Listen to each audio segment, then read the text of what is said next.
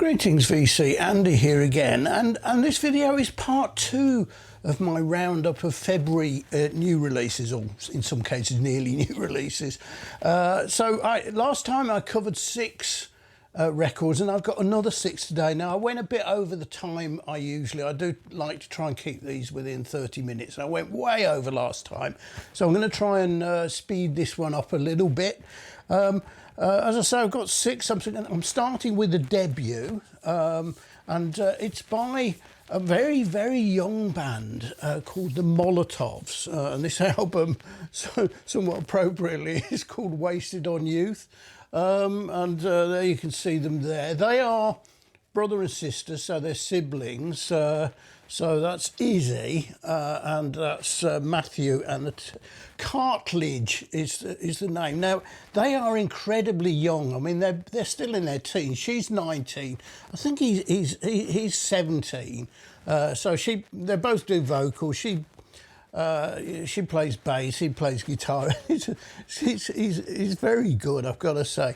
And despite their age, they've actually been performing for quite a few years. I mean, they started in their very early teens. Recently, they've been touring with Youngblood, and they even supported the Sex Pistols at the Royal Albert Hall. So, you know, they're going places. As I say, this is their debut album, and it's a real breath of fresh air. It's explosive, it's mouthy, it's energetic. It's what you want from a young band. It's really quite old school punk as well. I mean, it does go right back to the 70s. They've got their feet in quite a number of decades. You can clearly hear the 70s, the late 70s. He you know, there's quite a similarity with the Jam. His voice is really quite similar to a very young Paul Weller.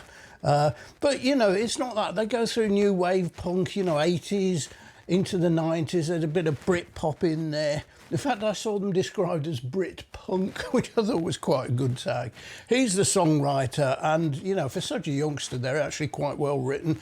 There are 11 tracks on the album. They're all appropriately really short, just 2 to 3 minutes. And the whole album isn't much more than half an hour. Kicks off with a real punk blast in Get Alive, you know, which is just a two-minute blast.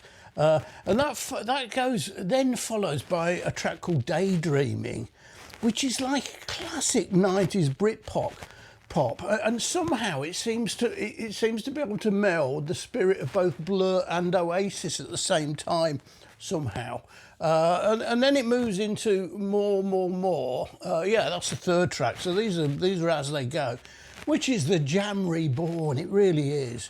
They tone back a little bit on the middle tracks, which is Nothing Keeps Her. Well, the last 2 tracks on side 1, Nothing Keeps Her Away, and the title track, Wasted on Youth, are more laid back, but they're still pretty edgy. So, you know, so even though, you know, for example, the title track, it does start with an acoustic beginning.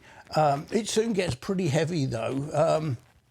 On the last track, which I'm going to do a sort of sample of, it's called Today's Going to Be Our Day, and it's a really nice, upbeat, positive clover. This is a very fine debut, and it's on blue vinyl.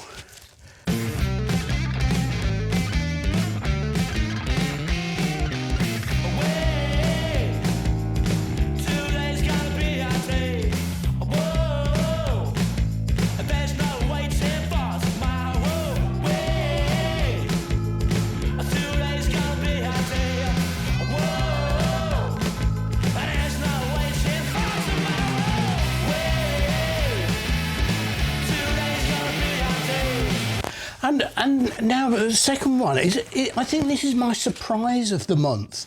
Something I'm not quite sure where I picked up on it. I think I must have read something or heard something and thought, well, that's interesting. So I listened a bit more and then decided to buy it. And this album, which you can't see very much from the front, is by a band called Plantoid. It's their 2nd release, apparently. I've not heard the first. And the album's called Flare. Now, Plantoid are a trio They come from Brighton on the south coast of England. And nominally they're a prog trio, but they're not typically prog. This isn't prog like I tend to think of it. And it's quite a fun. I was going to say it is quite funky in a way. It's prog. It's like, I can't say it's funk, but there are funky elements in it.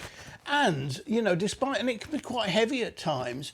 But the singer Chloe Spence has a lovely shoegaze, beautiful vocal. Very very very sweet, almost dream poppy, which is a sort of juxtaposed to the psyche proggy sound of the music. The opening track, which is called Parasite, starts and it really sounds like Black Midi today. It's got that heavy sort of guitar, and you sort of expect Geordie Greep to come in with his weird vocals.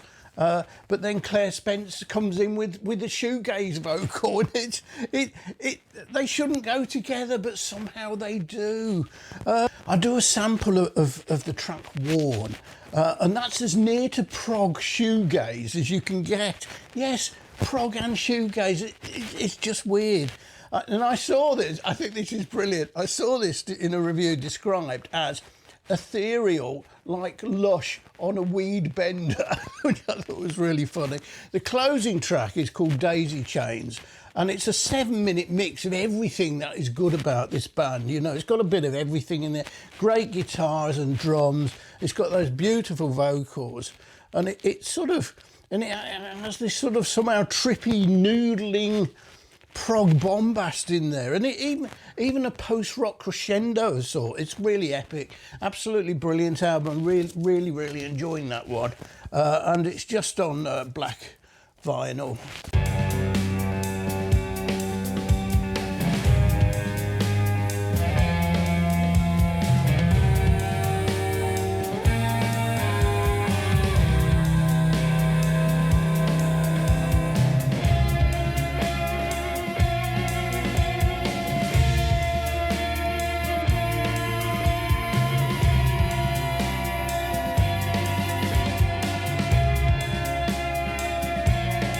And the next album is a comeback album from an Australian band, though based in the UK, called Howling Bells, and it's Strange Life.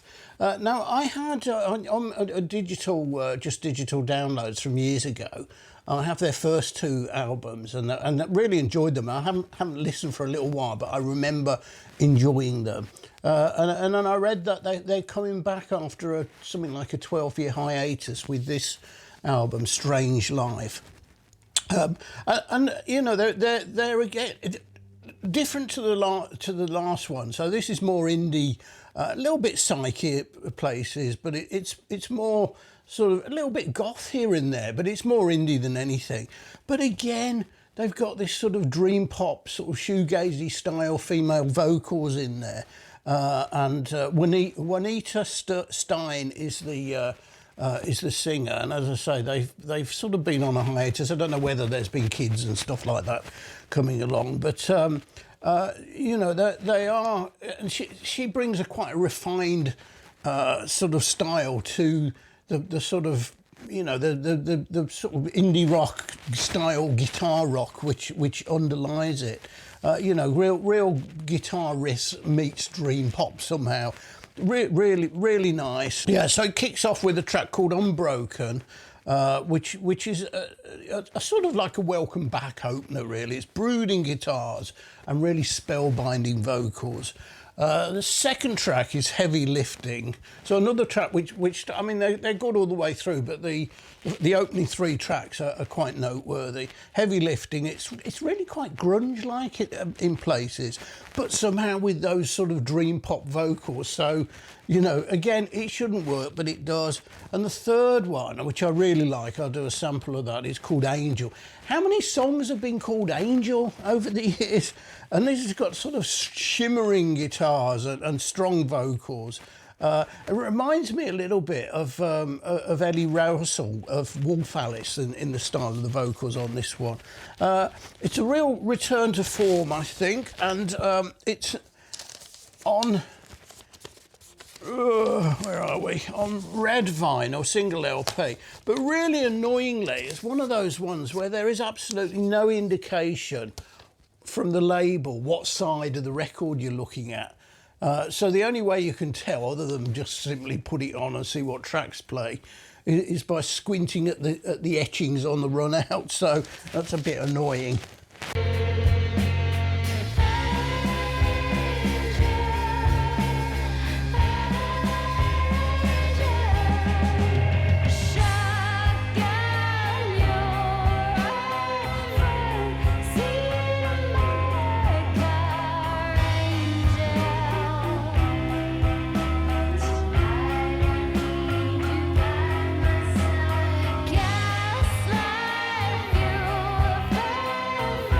And the next album is by a US band from Michigan, from Ann Arbor, called Racing Mount Pleasant. And this is a self-titled album. It's actually their second. And I have thanks to Artie Prosser, who is a subscriber to this channel and has been with me since the very beginning. And he mentioned two or three, well, a few great albums at the end of 2025 when I was doing my sort of roundup of the year, and recommended this one. And I tried a bit and went out and tried to order it, but you know, even though it hadn't long been out, obviously I don't think they'd done that many, you know, a huge stock in the UK, and they'd all sold out. So this has actually just been reissued, a very, very quick reissue. This one was a rough trade exclusive, so they obviously had enough people interested in it to try and push a reissue. It was actually originally issued in August 2025, and it is absolutely brilliant. The band apparently was known as Kingfisher to start with, and then they changed their name to Racing Mount Pleasant. I don't know what that's where the name comes from. But if I got to make, there is a very, very, very clear similarity to Black Country New Road. You know, with the male singer who left, Isaac Woods, quite similar to it. They're both, you know, it's a similar structured band as well. You know, quite a few people, half boys, half girls. Lots of sax playing in there, some really nice horn, you know, whilst it's sort of clearly, it's not like Black Country New Road are now, because they've got mixed female vocals in there. This is really like the original Black Country New Road, and I'm not suggesting they're copying. They just sound very similar. You know, it's got that sort of cinematic and sort of atmospheric feel to it. Sort of the singer is called Sam Dubose, and he's got that sort of, a bit like Isaac Woods of Black Country New Road, has that sort of slightly unpolished, quite raw sort of delivery, and his voice cracks sometimes in a nice sort of way. So thinking of the track, so I'll do the sample on this one, a track called Emily, which I think is probably the best track on the album. It's got some great horns, you know, screaming up at the end, and it's one of those sort of real build-up. It's quite an emotional build-up.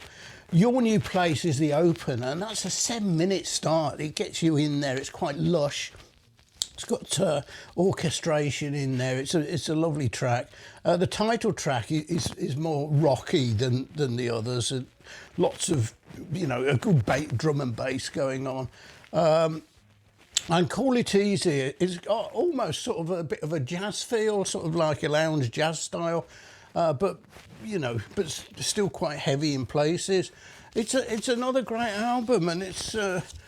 So it's a double on a nice gatefold, and this one, a special release, was very resplendent on Oxblood and bone. I think they're calling it splatter, which is a bit weird, but it looks nice, and it's a really good album. It's one I wish I'd discovered actually when it first came out, but it's not really that late. It's only a few months old, so.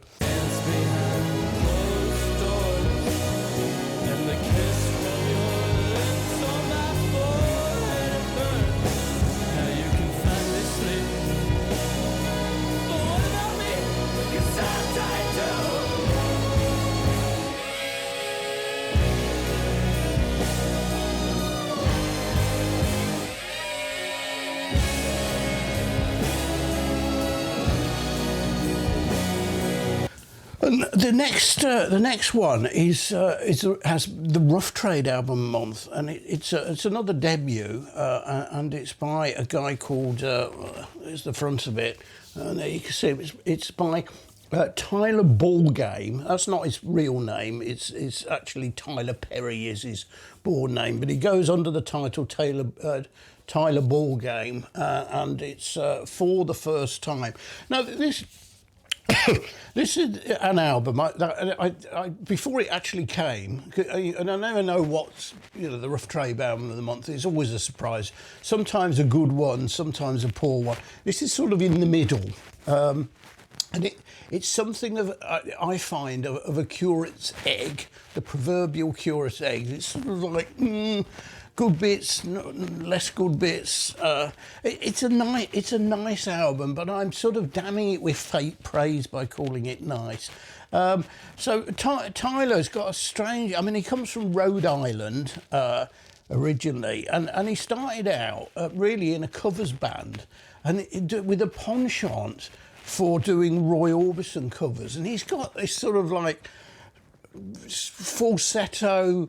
Sort of crooner sort of style to it. Now, I doubt that typically is a style that I'm not wild about, but actually I quite like it on here. And I read a review. I think it was in the Sunday Times. Right at the begining of February, which really gushed over it. Said it's the best album, the first really good album of the year.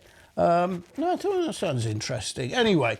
Didn't think much more about it, and then suddenly it arrived from there. So, and I've played it a few times, but when I play it, I enjoy it. I like it, but it's one of those things. After I've stopped playing, I don't really remember. None of it sticks.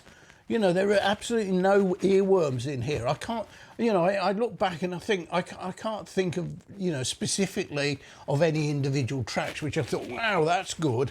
The whole album, it's nice, but it's a bit background for me. It just doesn't sort of grab me. But that's. I mean, I wouldn't send it back because actually every time I play it, I think, oh, that's better than I remember, and then I forget about it again. So I'm not going to go through any individual tracks because they've all sort of washed into one for me. And this Rough Trade album of the month, as I say, this one's on sort of a blue marble. And as with all those Rough Trade of the month, they always have a bonus something. This one's a 7-inch, which, excuse me, with a demo and a bonus track on it.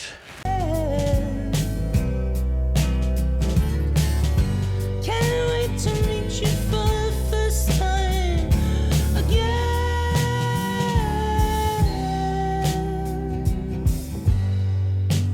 I love you, I've known you forever.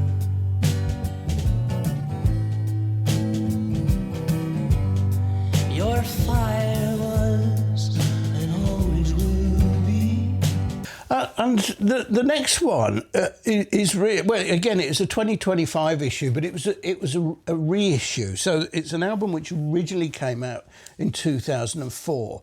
And thanks for Richard's Vinyl Tap House for sort of reminding me of this album. He showed it the other week, and it's Hope of the States and the Lost Riots. And when he showed it, I thought, God, I remember that. That was brilliant. And I had it on CD back in the day. you know, when it was first released. Haven't played it for ages, but I remember really enjoying it. So I went to pull the CD out, found the case, no CD. I thought, where's that gone? Anyway, this was a 2025 National Album Day reissue. And it's still available. It wasn't terribly expensive. It's a double album. And I went and got it, and it's absolutely brilliant. It really is a full double. Hope of the States are an English band from Chichester on the south coast. So this is, you know, for this year, it's quite appropriate in a way because, you know, despite Hope of the States, there are things in here which relate to the United States. So, for example, and very appropriate for this year. So there's a track called George Washington and another track called 1776. But it's in parts. So they take each side is sort of parts 1, 2, 3, 4. I should say each song they relate to as parts 1, 2, 3, 4, right the way through. So, you know, there is a link there. It's just superb. They've been doing some reunions. So let me just check some things. Yeah, quite bombastic in places. When this came out, the singer, there was quite a lot of criticism that he had a fairly weak voice, and I've never felt that. You know, he's not a screamer by any means, but you know, there's a certain understatement in here. The guitars are really good. And talking of guitars, when this was made, you know, it was made in very difficult circumstances because the lead guitarist, while they were in the middle of doing this, committed suicide back in 2004 or 3, whenever they were recording it.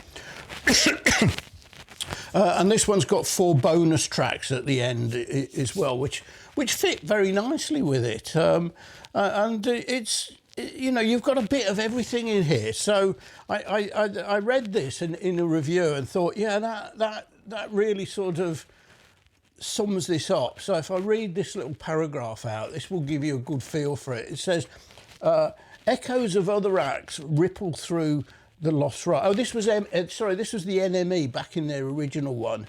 They called it expansive, cinematic, and full of majesty. It's breathtaking. And the echoes of other acts ripple through the Lost Riots. The patient, sprawling chamber rock of Godspeed You Black Emperor. Yes. The political invective of the early Manic Street Preachers and the textured visions of Radiohead and the yearning playfulness of Mercury Rev. Now, those are 4 of my favourite bands, and they all give a feel for it, without sounding like any of them, but I sort of get the, you know, the sort of the mix of styles in there is superb. So, as I say, this was a National Album Day, and it was very nicely presented on what they call battered metal, sort of really a sort of splodgy silver.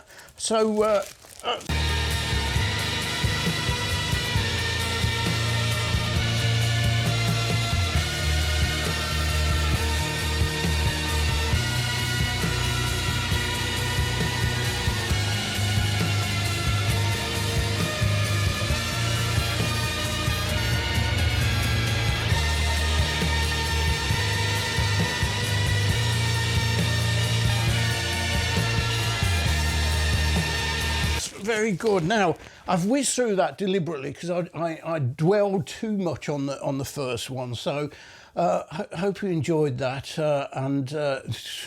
March is starting to look quite good. Oh, there's some crackers coming through this month. So, thanks for watching. See you next time. Cheers.